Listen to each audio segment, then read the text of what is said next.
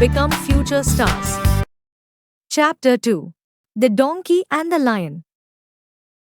Once upon a time there was a donkey. He suddenly decided that he had enough tired of hard work and beatings from his master. I know, he thought, I'll flee to the forest and live in freedom. I'll graze on the forest grass, and who will there be to prevent it? So without thinking too long, he ran away from his master into the forest. He was very happy there. He grazed wherever he wanted to and didn't have to work.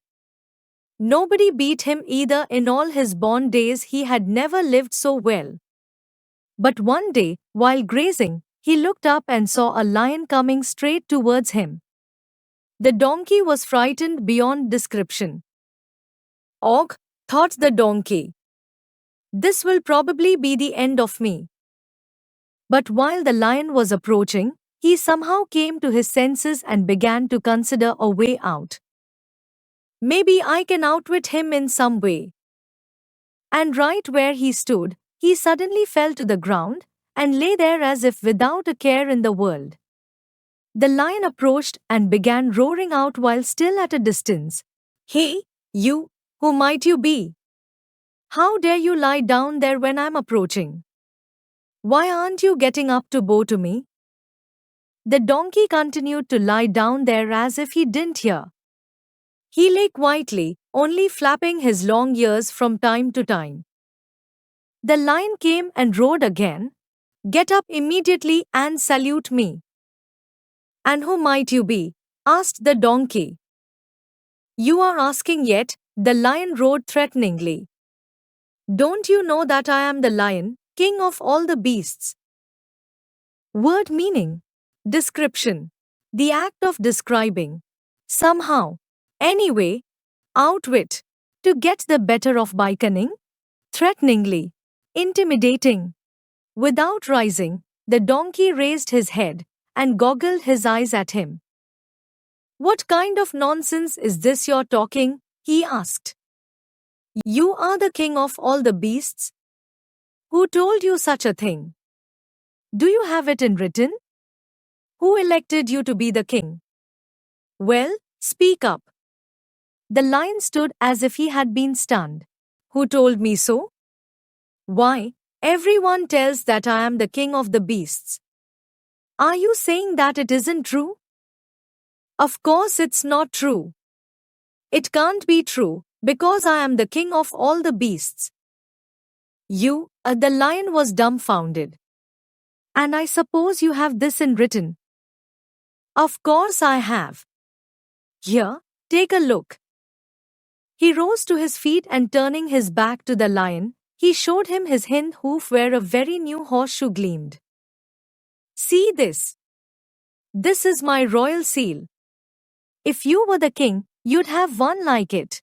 "How astonishing," marveled the lion.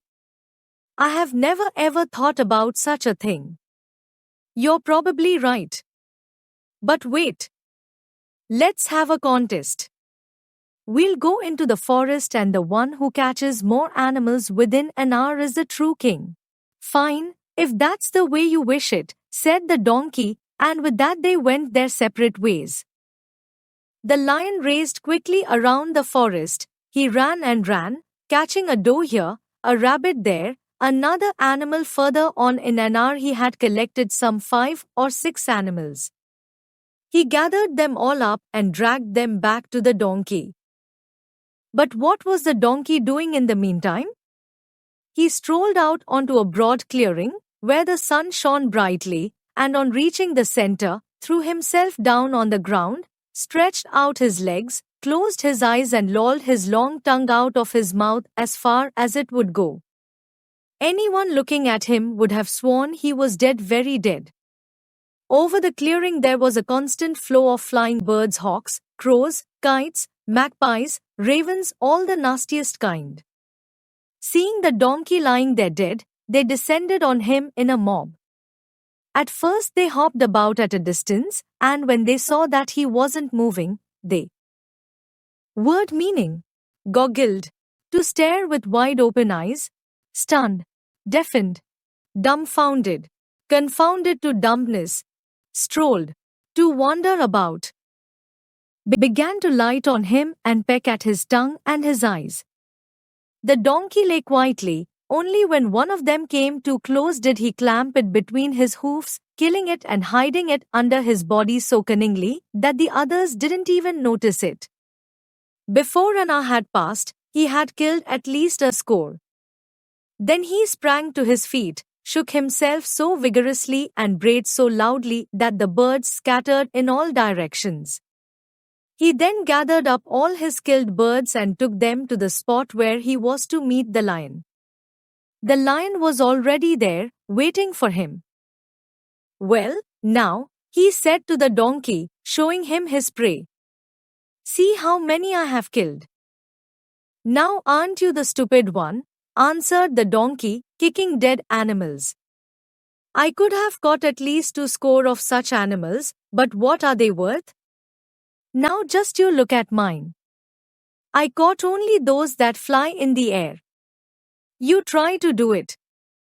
"No, I'm not up to such a trick," answered the lion.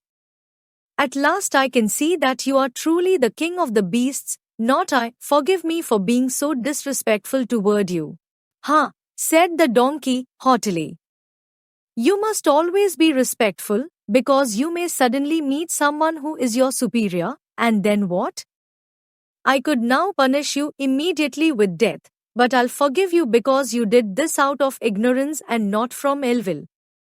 Go now, and be more careful another time." And the lion went, dejected, his tail between his legs as if someone had poured a barrel of ice-cold water over him. But neither near, nor too far away, he met Brother Fox in the forest. "Good health to you, most illustrious king," greeted the fox, bowing low. "Ekh, go away and don't make fun of me," answered the lion sadly. "What kind of a king and—" "What do you mean?" yelped the fox. "Who would dare to say otherwise?" "Quiet, brother," whispered the lion. "The true king is not far from here. If he hears us, it will be bad for both you and me." "The true king?" The fox was startled. "What is this? Who else could be the true king but yourself?" Word meaning: vigorously, in a vigorous manner, haughtily, arrogantly, dejected, disheartened, startled, surprised or frightened. There is. The lion whispered in terror. "I saw him myself. He is terrifying. And what strength! He can even catch the animals that fly in the air. I thank God that he let me go alive." "Is that so?" The fox was amazed. "Stranger and stranger.